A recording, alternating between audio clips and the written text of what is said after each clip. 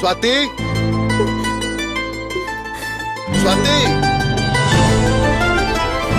स्वाति, ये तो सूरज की आवाज है। स्वाति।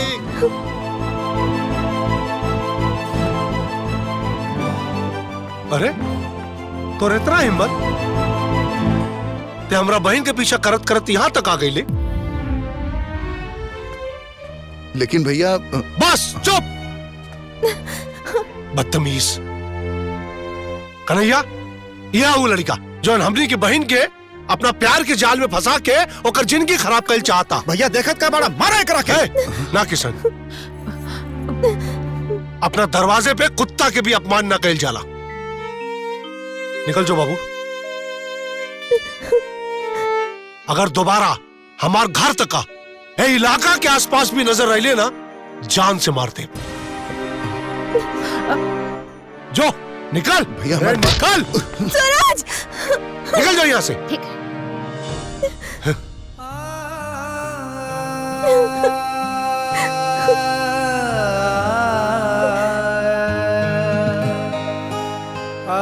जाइए जैसे जाइए।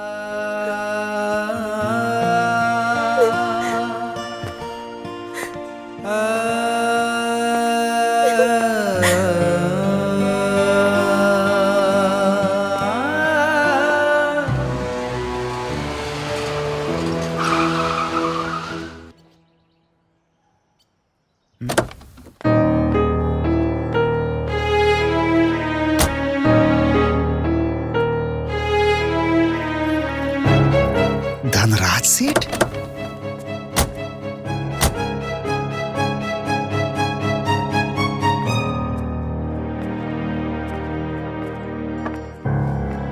अरे धनराज सेठ यहाँ कैसे?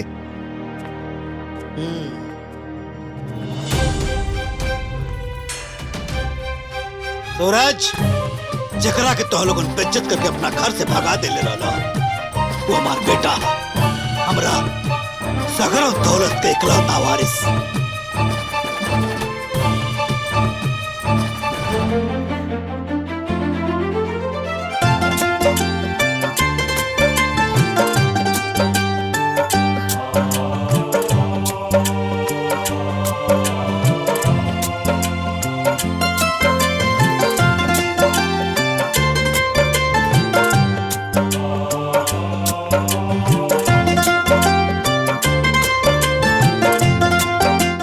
हमरा इजाजत से आयल रहले हवा स्वाति का अपना घर के बहू बनावे खातिर, लेकिन ना, तो हम लोगों ने बेइज्जत करके धक्का मार के हमारे बेटा के घर से बाहर निकाल देना। तो हम लोगों का बहन बहुत भाग्यशाली बिया, जकरा के करोड़पति धनराज सेठ अपना राजमहल के रानी बनावल चाहता।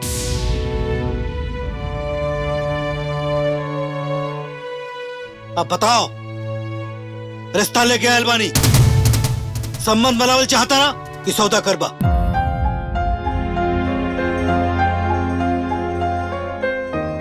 इतना अपमान मत करी सेठ जी, अनजाने में भइल गलती का ऐसा सजा मत दी। अरे हमने तो सपना देखत रही कि अपना बहन का शादी बहुत बड़ घर में कैल जाए,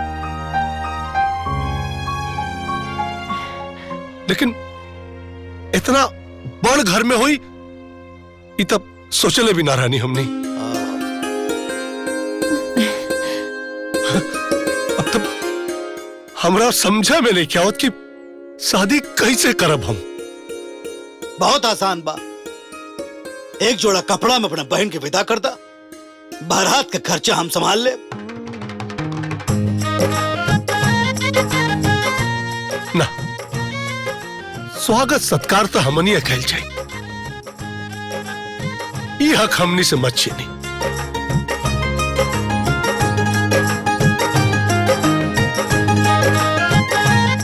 इकलौती बहन बिया हमनी का, इतना हाथ तबाह हमनी का, और ओकर बिया हमनी तीनों भाई बड़ा धूमधाम से कहल जाए। हाँ बहुत अच्छी बात बा। पंडित जी, जी पत्रा देखा, दिन तारीख बताओ, कब शुभ मुहूर्त निकला था? अरे सेठ जी पत्रा देखेगे ना बा, हाँ दिन तारीख जबानी याद बा। तो बताओ। अगले हफ्ता आज ही के दिन बड़ा शुभ मुहूर्त बा। बहुत अच्छा, तब का पूछे को? बहुत बढ़िया। तो ही लगन में शादी हुई तो हम लोगों के कौन एतराज? अरे कैसन बात कर रहल बानी? रहुआ के जब मन करे बारात लेके आ जाई, रहुरे घर बा। तो ठीक बा, अपना बहन की शादी की तैयारी करा, बारात लेके हम लोग आ रहल बन। जी नमस्कार। प्रणाम। प्रणाम। भैया हम छोड़ के आवतन। हाँ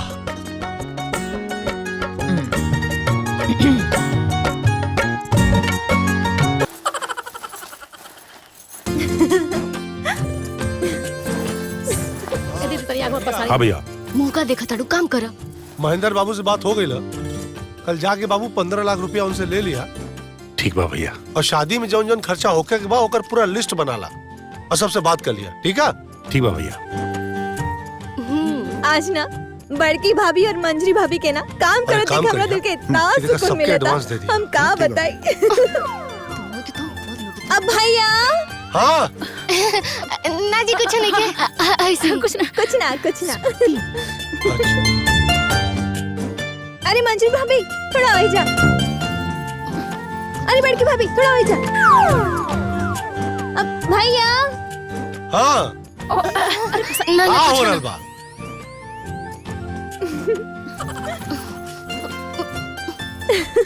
अच्छा एको बात बतावा, शादी के बाद हम सबके भुला तो न जाइबू? ना ना भाभी, कैसन बात करे दाड़ू? बचपन में हम माई के तो ना देखनी, लेकिन हमेशा हमार ख्याल तू ही तो रख लो ना। कबो माई बन के तो कबो बड़ बहन बन के, हम तोरा के कैसे भुला जाए? टेंट वाला का एडवांस दे दिया हाँ? और खाना वाला से बोल दिया। बाबू अरे प्रणाम पुरुषोत्तम, का हो कैसे आना भइल? बस अरे तोरे बाबूजी कन्हैया के नाम पर फिक्स डिपॉजिट कैले रहलन, ओकर समय पूरा हो गइल बा। ऊ डबल होकर के 15 लाख हो गइल बा।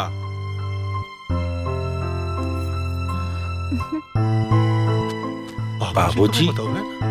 बाबूजी हमारा नाम से पैसा जमा कैले बड़न, हमरा पते नहीं खे। और हमनियों के कबो ना बताओ ना कि एकरे नाम से पैसा जमा। अरे तो बता के जमा करते तब ना पता चलत। ऊ तो चुप्पे जमा करत रहलन। और हाँ, ऊ कहले रहलन कि ई पैसा सिर्फ कन्हैया के हा। काहे कि हम अपन दुन्नू बेटा माधव और किशन के पढ़ा लिखा के उनका नौकरी लगवा देनी।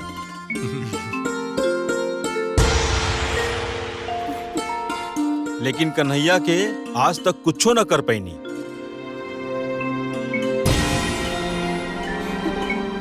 यही से ई पैसा पर सिर्फ और सिर्फ कन्हैया के हक बा। बढ़िया सोचले रहने बाबूजी, कन्हैया खातिर। ई रहल बाबू डिमांड ड्राफ्ट कन्हैया के नाम से। वो जब चाहे तब ई पैसा निकाल सकेले। भैया हमनी के बाबूजी कितना महान रानी, देखी ना हमनी के तीनों भाई के जिंदगी संवार देलन और हमनी के सुख सुविधा खातिर ये सब इंतजाम भी कर देलन। लेकिन भैया ई पैसा पर सिर्फ हमारा अधिकार ना, आप दोनों भाई के साथे साथे स्वाति के भी अधिकार होके के चाहिए।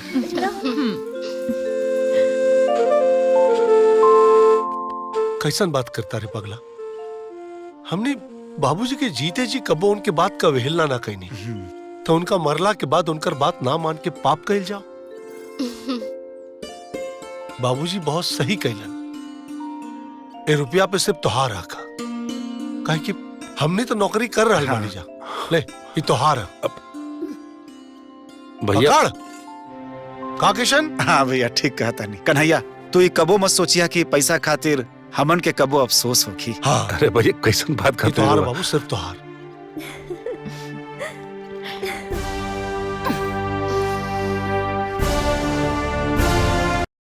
पूरा फिल्म देखे खातिर अभी डाउनलोड करी दंगल प्ले ऐप।